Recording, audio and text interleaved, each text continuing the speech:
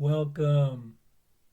Today we will be reading Lesson 346 in the workbook and from the text, Chapter 30, Section 5, The Only Purpose, paragraphs 1 through 6. And now for Lesson 346. Today the peace of God envelops me, and I forget all things except His love. Father, I wake today with miracles, correcting my perception of all things.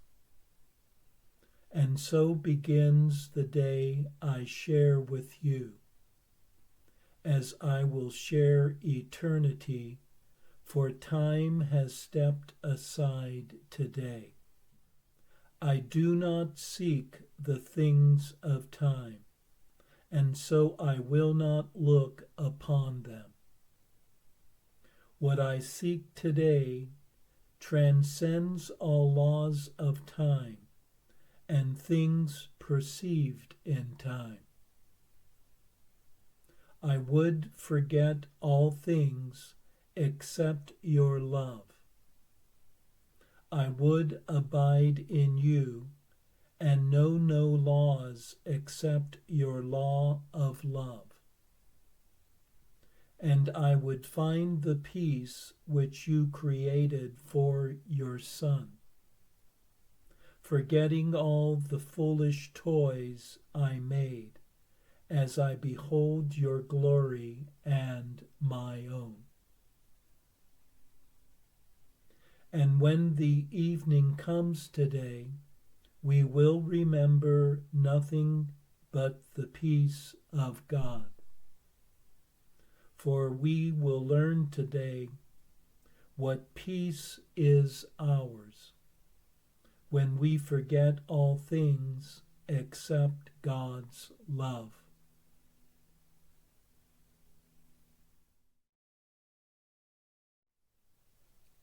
Peace abides all around oneself in this present moment. And having arisen this morning, only love was on one's mind. Time has made room for the timeless to enter. When one gratefully accepted a new way of seeing, for the perception of a world more pure and innocent than ever seen before has dawned.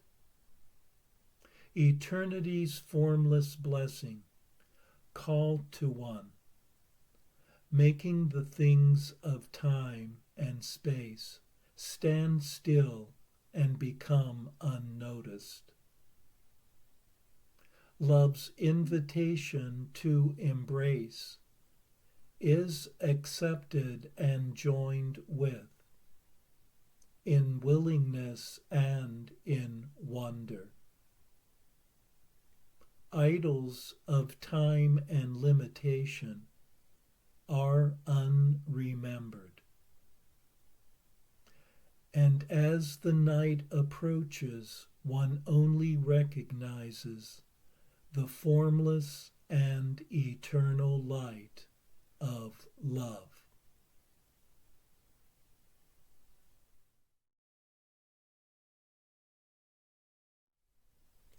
And now for our text reading for today, from Chapter 30, Section 5, The Only Purpose, paragraphs 1 through 6. The real world is the state of mind in which the only purpose of the world is seen to be forgiveness. Fear is not its goal, for the escape from guilt becomes its aim. The value of forgiveness is perceived and takes the place of idols, which are sought no longer, for their gifts are not held dear. No rules are idly set, and no demands are made of anyone or anything to twist and fit into the dream of fear. Instead, there is a wish to understand all things created as they really are. And it is recognized that all things must be first forgiven and then understood. Here it is thought that understanding is acquired by attack. There it is clear that by attack is understanding lost. The folly of pursuing guilt as goal is fully recognized, and idols are not wanted there. For guilt is understood as the sole cause of pain in any form. No one is tempted by its vain appeal, for suffering and death have been perceived as things not wanted and not striven for. The possibility of freedom has been grasped and welcomed, and the means by which it can be gained can now be understood. The world becomes a place of hope, because its only purpose is to be a place where hope of happiness can be fulfilled. And no one stands outside this hope, because the world has been united in belief. The purpose of the world is one which all must share, if hope be more than just a dream. Not yet is heaven quite remembered, for the purpose of forgiveness still remains. Yet everyone is certain he will go beyond forgiveness, and he but remains until it is made perfect in himself.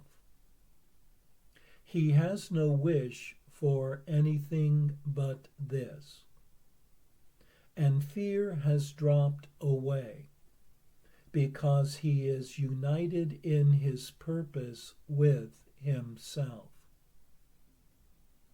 There is a hope of happiness in him, so sure and constant, he can barely stay and wait a little longer, with his feet still touching earth. Yet is he glad to wait till every hand is joined, and every heart made ready to arise and go with him. For thus is he made ready for the step in which is all forgiveness left behind. The final step is God's, because it is but God who could create a perfect Son and share his fatherhood with him. No one outside of heaven knows how this can be, for understanding this is heaven itself.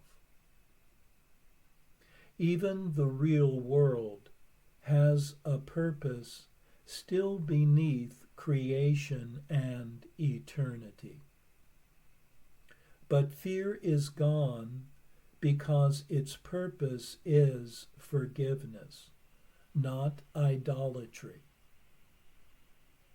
And so is heaven's Son prepared to be himself, and to remember that the Son of God knows everything his Father understands, and understands it perfectly with him.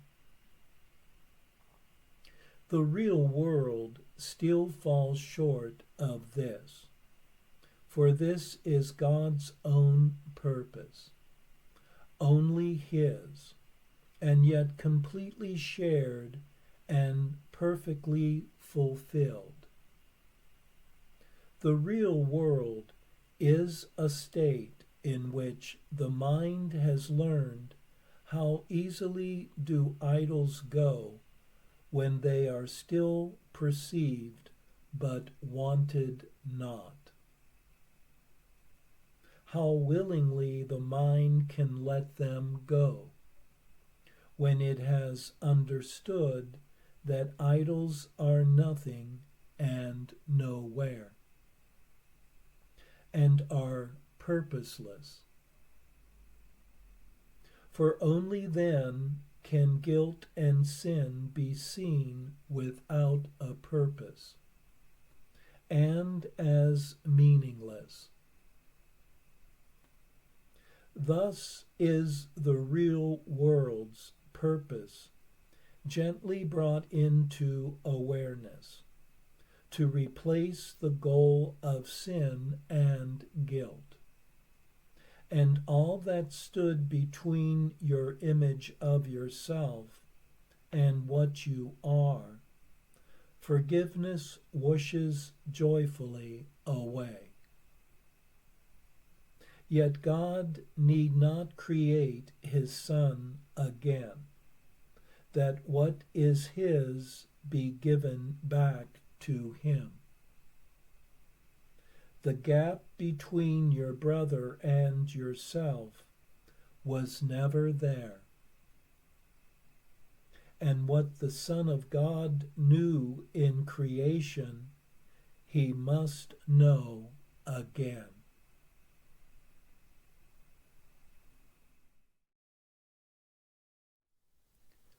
We are reminded here that the only real purpose of the world is for forgiveness. And in forgiveness is guilt and fear laid aside. Idols are no longer seen as offering anything. One no longer places expectations on things or persons. Self-made rules for the world are abandoned. And with this change in perception, a wonder and curiosity of the nature of all things arises. In forgiveness, guilt is recognized as the singular cause of all suffering. And hence the world is given the purpose of healing and happiness for all things. In having this unified purpose, fear falls away, and idols are recognized as offering nothing and being nothing. For the real world has appeared at last, where idols are still seen, but just not wanted.